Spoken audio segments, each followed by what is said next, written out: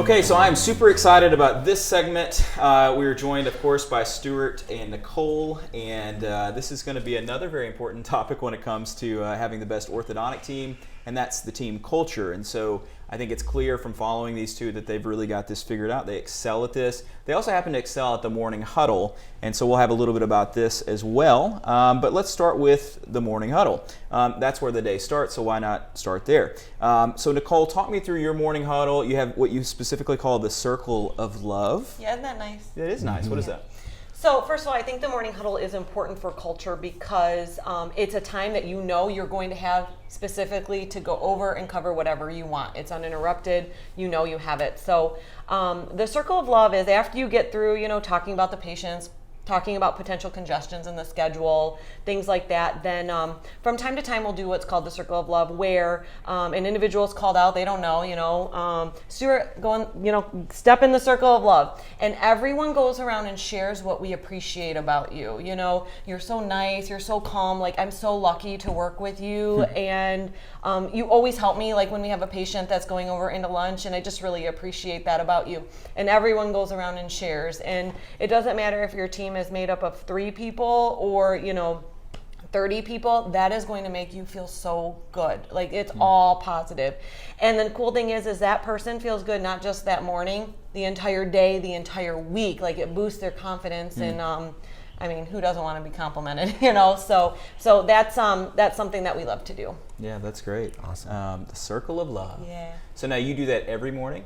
Some mornings. I'm not a super structured person, so I like to mix it up. Other mornings I might talk about like the focus of the day or something. Okay. I might bring in that piece where it's core value and culture focus. Like the focus of the day is based on culture and core values. So I might say, you guys, let's go the extra mile today on being the best part of their day. And what are some things we can do? Let's talk about, let's make sure we find out something personal about that patient or whatever it might be. So you can bring in those core values just to perpetuate your culture and what you're trying, the experience you're trying to deliver to your patients. Yeah, I like it. Good stuff. Cool. Stuart, what about you, your huddle? What are some important things you do each day? One of the most important things for us is that we do framing. And what framing is, it's like a picture on the wall. Everybody loves to look at a great picture of the family and it says something.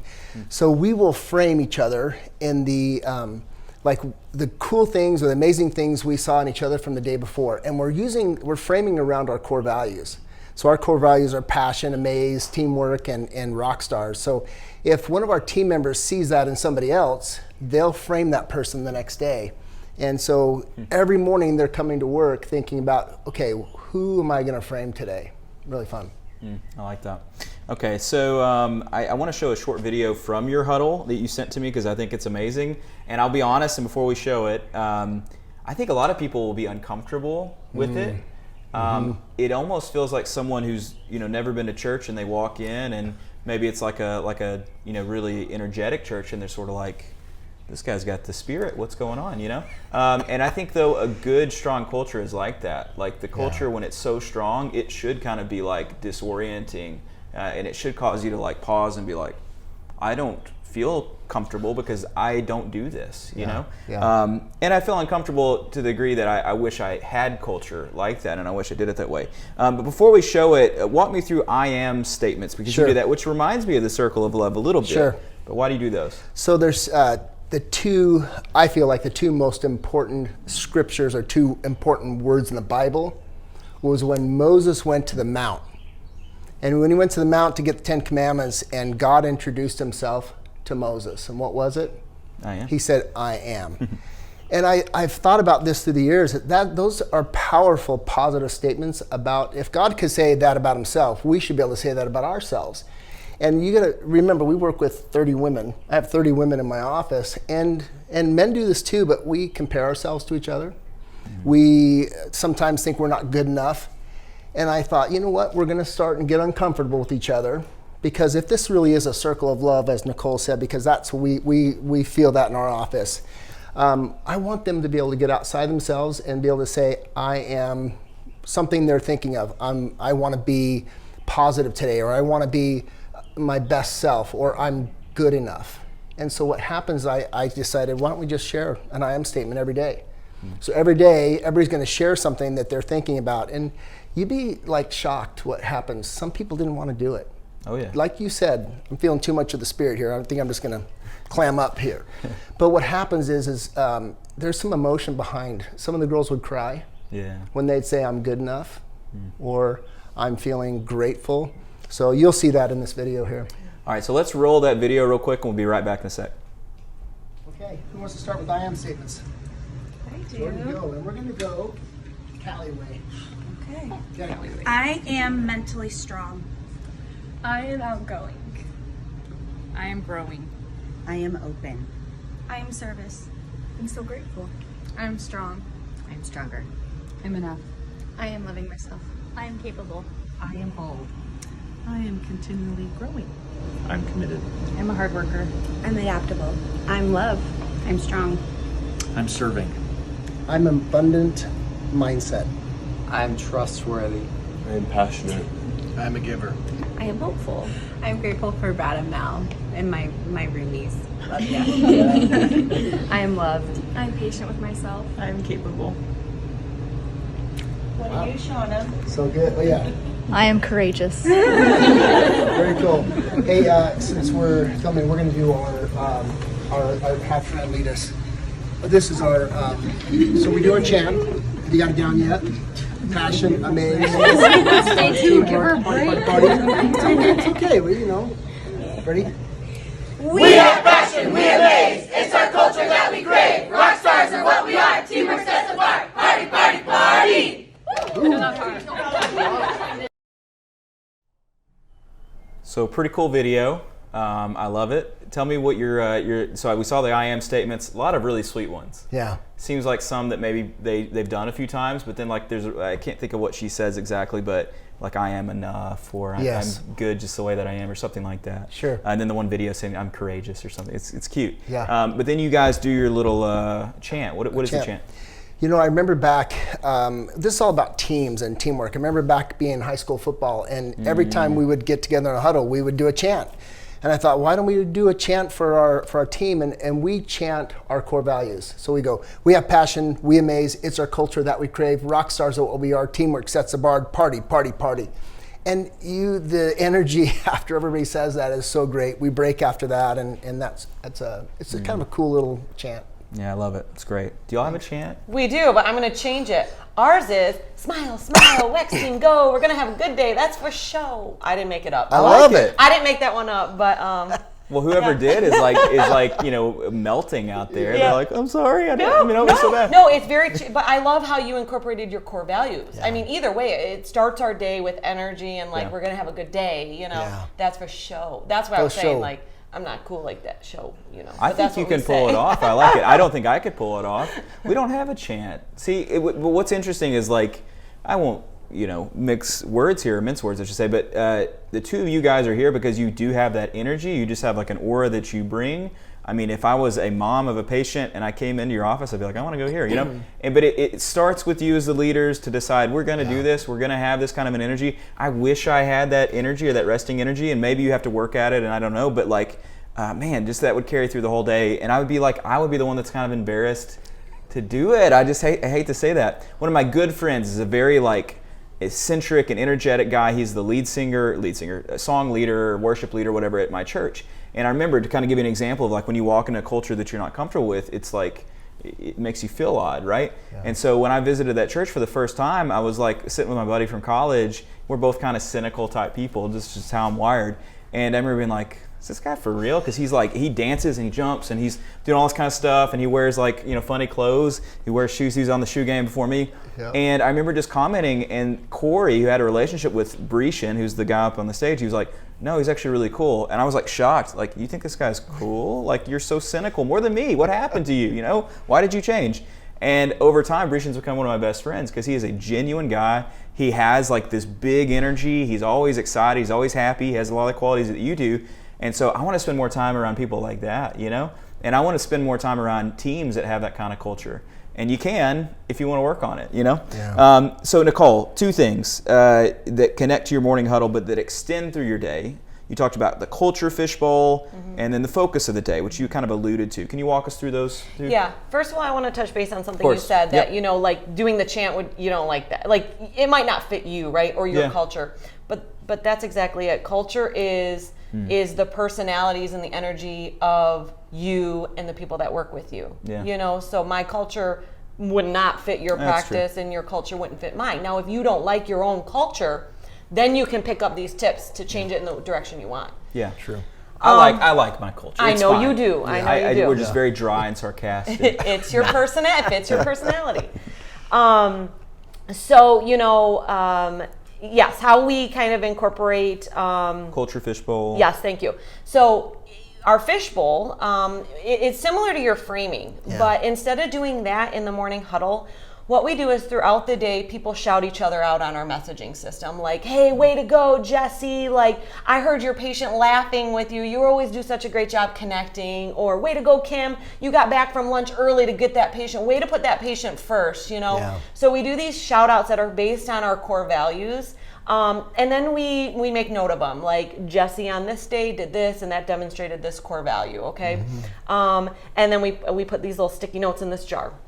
And then from time to time, because I like to mix it up in Huddle, I'll get my little jar out and I'll pull one of those cards. And it's like, oh, cool. I pulled Kim from that time that she came back from lunch early to see that patient. So then the fishbowl piece is they get to go fishing. And we use this fishing thing for multiple different things. They reach in and they pick a poker chip out that has a dollar amount on it. Maybe it's 5, 10, 20, 50, okay? And whatever value they pull, they get a gift card, and we have a bunch of gift cards, you know, and it's fun. They get Ulta, Target, Amazon, whatever it might be. So we use the fishbowl for multiple, you know, different things. Another one we do the fishbowl for is for same-day starts. If we have a certain amount of same-day starts, they all get to go fishing. Okay, those are the days that everyone stays late. No one's rushing to go home. They hear that thing shaking, right? Yeah. And somebody picks a dollar amount, and then that's what everyone gets in a gift card. They get to pick their gift card. So, cool. Yeah. Nice. When they pull the 5 or the 1, then they just throw things at them. I'm always surprised they all still clap for that person. I'm always surprised and so proud of them. I'm like, wait, not to put that pressure on them. Like, but then they never let them draw again. You know, Exactly. they get the bad luck out of the way. What about focus of the day? Okay, so that's kind of what I alluded to before. Okay. So I kind of bring the focus of the day. It's like whatever's been on my mind of like, you know what, we need to really focus in this direction today. I've seen it's like, it hasn't been top of mind. Let's talk about that. And that way we're starting the morning like, you know, all on the same page. Yeah, sure. I love it. All right, so Stu, this is like one of these softball questions of all softball questions, but how important of a role does a doctor play in all of this? I think Nicole's hit on it, and I totally agree. It's a top-down approach. Yeah. And one thing I realized is, you know, we talk about, oh, I couldn't do that, or, you know, when you celebrate D-bonds, I used to see people bang a drum or play a flute, and I'm like, that's not me. But as we get older, we have to learn to laugh at ourselves and do dumb things because it gets us out of our comfort zones. And it taught me that I can be that leader and get outside of myself. But it really is whatever, if you're going to have culture, you have to be the one to hold the culture. Nobody else is going to hold the culture. You have to do it, and you have to do it every single day. And so when it comes that way, then you're going to have this team that's going to expect that culture, and they're going to follow right in line, but it has to be you. Yeah, for sure. And I think that's what, you know, like your culture, it needs to be representative of you. I think there are probably doctors out there that are trying to do this and it doesn't fit them and it feels inauthentic. So I do think you have to find a way to make it emanate from who you truly are. I think that's what I tell people about social media. Like if you want your social media persona to be someone that you're not, people are going to sniff it out. Totally. And I think our BS, you know, meters or whatever you want to say, they're better now maybe than they used to be because we see so much human interaction. So people can sniff out a fake. And so I think the worst thing is to go in Monday and say, all right, we're starting a chant. We need that written by the end of the day, and we're going to do all this stuff. And so it should be a part of who you are. I guess the rub is if who you are is not someone that can have a good culture, or maybe more commonly, let's say it's maybe a product of the team is just not where it needs to be. And so you said you didn't always have the culture. How did you get to that? So I took a course on Hire to Fit, and it was a course that helped me create what my core values were for myself and my practice, and understand who I am on the inside. And then I hired people to fit that culture. So if you're just going to start off and try to put culture, and one thing they said to me is, be prepared to lose all your team. Wow. Because once you establish what the core values are in the culture, people may not follow that. And then they leave, and then you bring on people that fit your core values and culture. I think that's the first step. You have to define your core values, which all that means is what's important to you and what kind of people do you want on your team, and how do you want to see them acting, right? Yeah. And so once you define that, then it's easier if you're like, I have to work on my culture. How do I do that? I mean, that's one of my goals. Like, other than growth and things like that, I even have culture on my board, and I say, okay, how do we do that? For us, and I talk to my leaders about this, I want our culture to be systemized, because if I'm not in the office, like you said, it comes from you, right? But if you're not in the office, you want to know, just like, the team knows exactly what to do when a new patient calls. I want them to know what to do for culture. So it's, quarterly team bondings. That's how you systemize, culture. Quarterly team bonding, celebrating birthdays on the team. How do you do anniversaries, right? And write it down. That's your policies, and then it's systemized. Yeah. It's good. So in terms of someone that doesn't have the culture that they want, maybe step one is not to just copy, but is actually go down a few more rungs on the ladder and say, okay, what are my core values? Maybe go to a course, maybe read some books, I don't know. But get that right first. Get the foundation level, get it strong. And I think also with the team is come up with these core values. What do we want to be about as a team? And communicate just honestly and authentically. I would like for our team, if they're watching this with the team, I'd like for our team to look more like what they're like. I think that that's something we would all like. We've had issues in the past. There's some negativity. There's some infighting. I've not been my best self. I want to change that. I think we owe it to ourselves to try to do that. So where do we start? What do we want to be about? What are the words that, like some of your words, what are these words that we want? Right. Maybe we'll get to the chant later. But we're going to start with these, kind of key things, and we're going to work on it each day. I think meetings are really important, which is why we talk about the morning huddle. I'll be very honest. I suck at getting to the morning huddle in the morning, and I'm ashamed to say it. I don't chant. I don't get to the morning huddle always. Anna will fill in for me, and the team does it on their own. We have a morning huddle, but I need to get better about that. That's kind of pathetic. But having regular meetings to discuss these things and to keep culture is a huge part of it. The time that you spend trying to figure out how to get fewer broken brackets is important, but far more important that the culture and the team is healthy. I would assume that you agree with that. So let's say Monday morning, maybe 2 or 3 pro tips. What are some things that teams can do starting Monday, aside from having a big meeting to talk about core values? What are some things that you think would be helpful to culture? Do you have anything? One thing that we do on Mondays, because over the weekend you might forget what happened during the week, is we do a little team training. So somebody from our team will train on, maybe it's TMJ, or it's how do we prevent broken brackets, or how do we speak to parents that are angry. So we'll do some team training first thing Monday morning. Okay, that's great. You got anything? I like that. We don't do that, but I like that. No, wait, what was the question? Yeah, so let's say someone's watching and we've talked about some things they can do to improve. What are maybe 1 or 2 other things that on Monday when they get there and they talk about this, for culture? I think positivity is always a good thing. Yeah. That is that's going to help your culture no matter what your culture is right now. And compliments make people feel good. So, point out the positivity in people, because then they're probably more likely to think positively about themselves or other people. Okay. So that would be an easy thing to start with. Okay, so show up Monday and be nice. Be nice. And say nice things about other people. I think that is a good place to start. Bible studies, whenever we do a Bible study, we always start with highs and lows. That's another really disarming way to kind of get to the core of someone. What was one good thing that happened this weekend? What's one bad thing? It allows people to kind of be vulnerable. Those things are helpful. Silly things, but great. They really get to some of the best and deepest things we've ever done in a Bible study, just talking highs and lows, and people look forward to it, and then they start to expect it and really enjoy it. So thank you guys. There's one other thing. Oh, go ahead, please. I would say one other thing is really simple that we all can do that makes a huge difference is just do a gratitude. One thing you're grateful for. And we used to do Thankful Thursdays, but you can do it on Monday and just say, hey, we're going to do something different. Everybody's going to share one thing they're grateful for. The minute you have gratitude going around the circle, it's great. Cool. Positivity, gratitude, something else? Yep. Yeah, I was just going to say, there's one thing about having structure, like every morning huddle, this is what we do. Yeah. to me, just personally, that gets a little boring. And so I like sometimes you do, show your gratitude. Sometimes you do compliments, circle of love. Sometimes you do framing. Sometimes you do I am. Like, change it up, because that's going to keep people excited and listening, and it's going to be meaningful that way. It's great. I love it. It's great. Thank you, guys. Thank you. Can you just do every segment with us? This is great. I love it, honestly. Nicole already asked to come over. We'll do once a year. We'll do a retreat. Yeah. We won't even necessarily film it. We'll just get together and have time. So, Exactly. so I know that you enjoyed this. I got a lot of work to do on it. I'm sure you got a lot of work to do on it.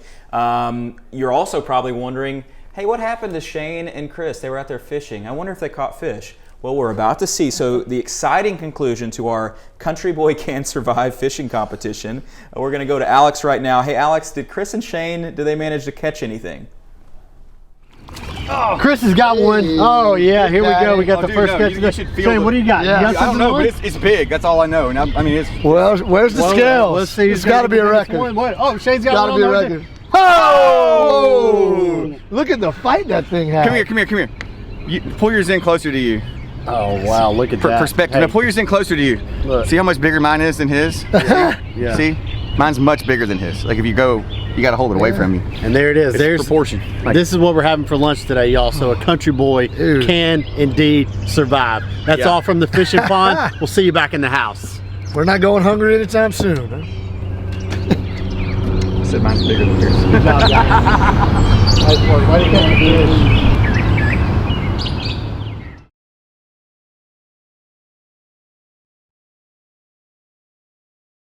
Buddy. Look at this. Finally got one, man. I wasn't going to get shut out. I couldn't have it. Oh, yeah. We're eating good tonight. Oh, eating good. Yes, indeed. Say for sure. Look at that. Yeah. Oh, I think you. Oh, they're about the same. They're like brothers. I think they're twins. Shane, yours is bigger, bro. We'll celebrate. Cheers to a great day. Yeah. Hey, y'all want to throw them back, or y'all want to fry them up? You want to get cold cooking them? Let's get cold cooking. I think that'd be funny. I'll fillet it.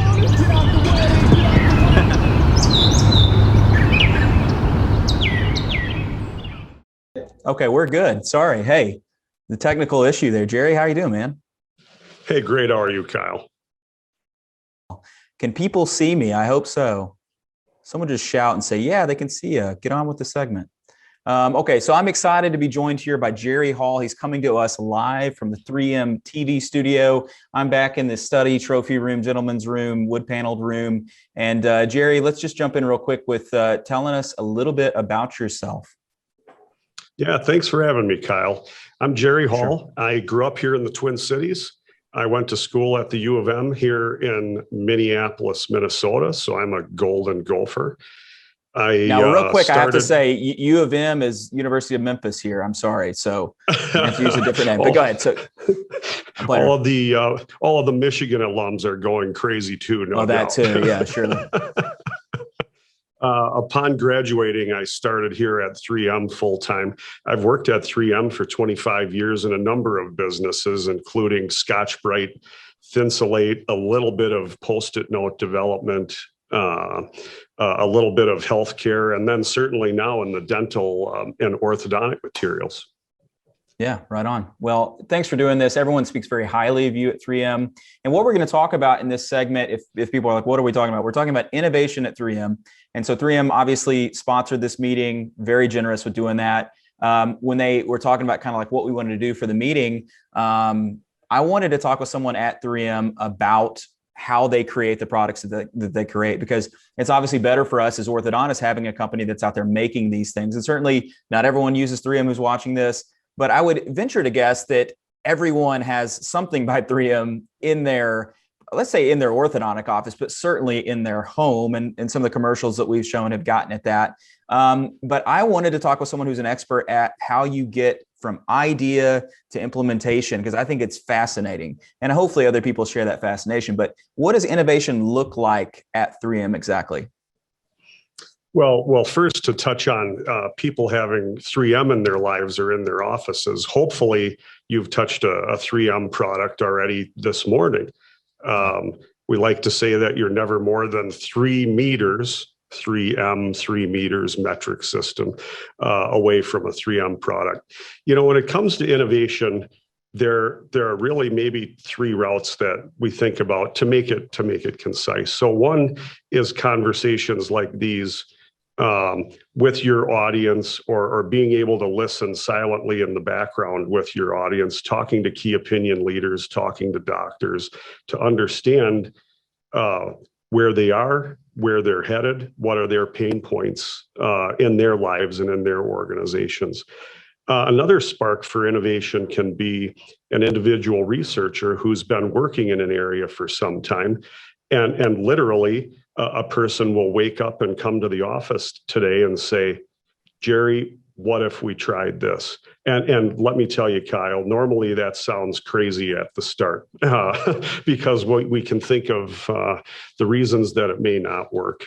But that KOL and doctor discussion along with that spark then lead to a history of product and product development that we've had at 3M. Yeah, for sure. So someone was asking if they could contact you. Maybe it's because of what I'm about to ask, which is, let's say an orthodontist comes to you with a really great idea. They're at a trade show. They go to the rep and say, hey, I got this amazing idea. How does 3M take that inspiration and turn that into a new product? You know, there are 2 mechanisms there. So first of all, certainly, yes, anyone can contact me anytime. I love the conversation.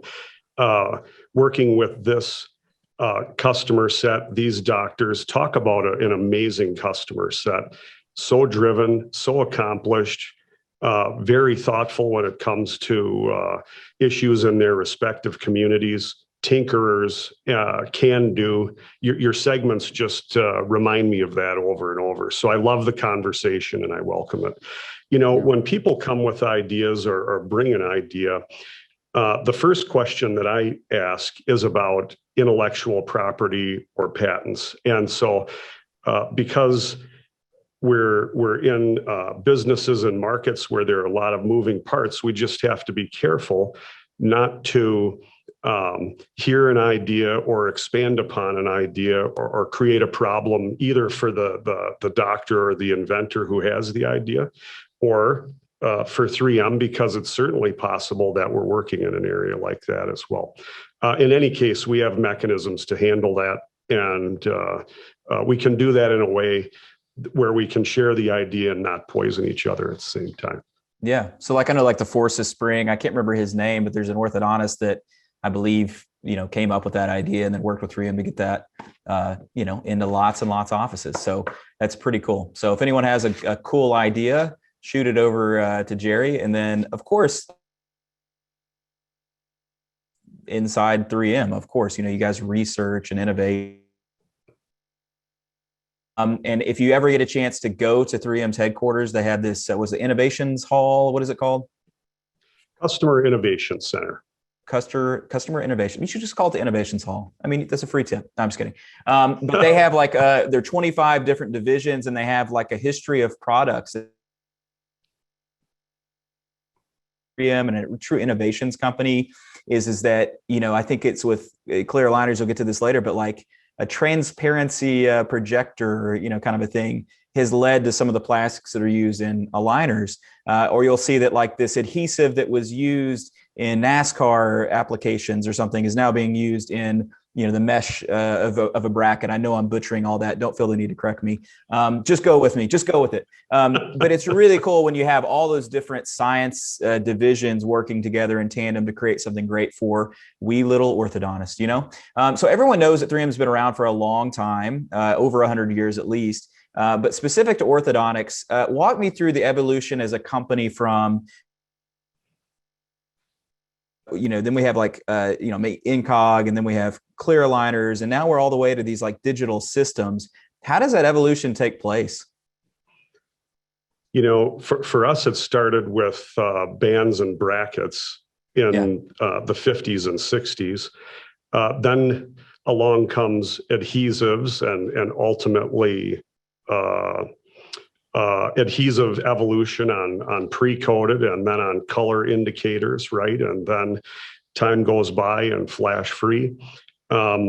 Ultimately, I think about this across industries. To me, it is needs-based and expectations-based. So when you get an early version of a product, perhaps your expectations are simply that it will perform. If you think about early flat screen televisions, the color fidelity was not very good. And if you viewed it at an angle, the projection was not very good as well. But people were just so excited to see not a tube, not a stand. It didn't look like furniture. It was something totally different. And so they were willing to accept that.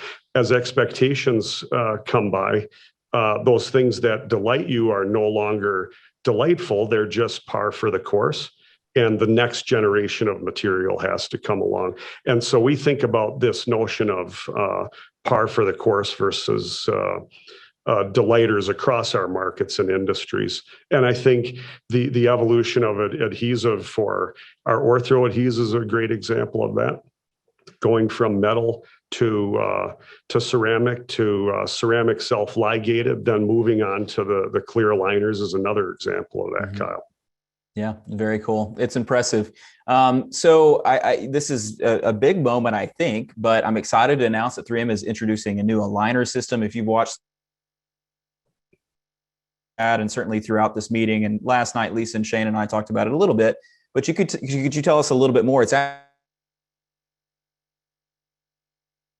be opening them as you're talking, but tell us about it. Sounds good. You referred earlier to that family tree and that evolution, and thank you for showing samples. I'll pull a couple off of my table on the side. It's okay. It's okay, right? I can show the samples. I never know what I can and can't show. No, go for it. We're delighted that you're showing those. Okay. It's interesting that the aligners spawn from overhead projectors and overhead sheets, then going to things like the film in your phone or the films in your laptops and the like. So the family tree for aligners comes from a film history and 50 or 60 years worth of film development at 3M. And so what we have here is knowledge as it relates to performance, things that orthodontists would care about, like force persistence or consistent force application, right? That in the oral environment, the material will be stable. The material will remain comfortable for the patient, easy on, easy off. And so we're excited to bring this new material to the market, multi-layer material, proprietary material, based on a history of developing multi-layer films through our businesses and through markets. Yeah. So we'd say the names, right, of these things. We've already done it, I think. So we have force. Yeah, we have force and we have flex. And so, as a user, it's not rocket science. Force is really thick and rigid.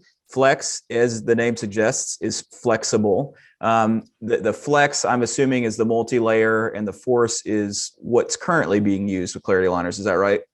Exactly right. And so I'm showing those in my frame as well. And you can see with equal force application, the flex material is flexing more. You're doing that twisting motion to illustrate that as well. Yeah, we got a nine-tie wire here, people. Basically, that's what it feels like. Yeah. With those two materials, it's going to give options, treatment options for the orthodontist, depending upon how they subscribe to teeth movement, depending upon which malocclusions are presenting themselves with a patient. And therefore, they can start with flex, or they could start with the force material and maybe go for some bigger movements and then come back with the flex material. Yeah, it's really cool. And I've seen how it works, like actually in, the 3M, the portal, the treatment portal, oral care portal, I should say, where you can select and you can dial in exactly when you want it, or you can let the system suggest to you when those materials should be used based on your preferences. So that's super exciting. I don't exactly know when that's launching, maybe summer, sometime, something like more about that. And in that same spirit, I want to hear a little bit about what we can expect from 3M over the next few years. What do we got coming out in orthodontics that you can tell me about? Yeah, so first of all, the launch is imminent here, so we'll be seeing that here presently this summer. And you're excited. We're so excited about it as well. I've as I said earlier, I've been in 25 years worth of product development and 25 years worth of customer testing and the like. The excitement level on this product and the feedback on this product is just phenomenal, amongst the top that I've seen. So I'm very much excited about that and excited to see how that goes. And not see how it goes, but see it succeed as we expect that it will. Let's put it that way, because we're all really excited to get here as well. As far as the future is concerned, certainly you can expect continued materials innovation from 3M. If we take that adhesive example of creating an adhesive, bringing color change, bringing flash free, your audience should expect more of that from us on the aligner side as well. And bringing materials innovation and differentiation there. Likewise, as we get more, let's say, knowledge and experience clinically, we will innovate on the treatment protocol, and we'll innovate on what we suggest to doctors, and we'll learn what are the best ways to go after the various malocclusions that we're taking on. And then finally, you referred to Oral Care Portal and that suite of digital technology. Certainly, we'll continue to work on making that more accessible, more intuitive, more automatic.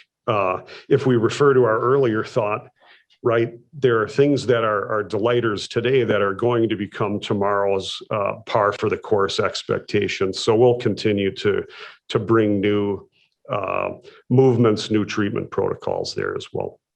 Right. Well, I would expect no less. So, and as a big 3M user, I'm really looking forward to it. One of the things that we've just now started doing is the flash free on our metal brackets, and the team absolutely loves it. So another really cool innovation. We've been doing the flash free on Clarity Advanced for a while now, but to be able to do it on metal and to have that kind of a system, I love it, because I know that each bracket that touches the tooth, it's going to save minutes and minutes of time, which is going to reduce the amount of contamination. And so if no one's tried that, yes, they're slippery. It is a little bit of an adjustment. I've done APC 1 and 2 in my career, and I really like APC 1, the clear glue, but I prefer the flash free. And it's a really cool thing that we have that makes the experience better for the patient, and it makes my system tighter and more efficient. And so thanks for those sorts of innovations that really, make our job as orthodontists better. Jerry, thank you for taking time out of your day to share with us. I really enjoyed your unique perspective on this. Best of luck with future research and innovations at 3M. If you'd like to learn more about 3M products, then text or email your rep, who I'm sure you know. Or if you don't know who your rep is, well, then visit 3m.com/TDO. That's 3m.com/TDO. And you can fill out a short form, and someone from 3M will reach out to you with more info. Well, are you feeling tired? I'm feeling tired, but we need to snap out of it, because our next segment is going to be full of F-bombs. You heard that right, Jerry. F-bombs and energy, but we're talking efficiency bombs. So Dr. Chris Feldman and Dr. Jeff Kozlowski are going to be talking efficiency. But first, we have 2 more pro tips from Jill Allen and Leanne Panici, plus a look at Clarity Flex. Hello, my name is Jill Allen. I am the owner of Jill Allen and Associates, an orthodontic consulting firm dedicated to startup practices and doctors and team members who've been in business 8 years or less. My pro tip is for doctors who may be hiring or working on team retention. As many of us know, hiring and retention have been difficult over the last year, which is why I always recommend that we reframe what it means to work in the orthodontic industry. We want our teams to see their positions as careers rather than just jobs. One easy way to do this is to implement a growth plan for your employees in all core areas of your orthodontic practice. Set up designated training tiers that relate directly to compensation and raises. Each training tier should require your team members to acquire a new set of skills. Those skills could be task-oriented or even leadership-driven. Once these skills are attained, they are compensated for their efforts.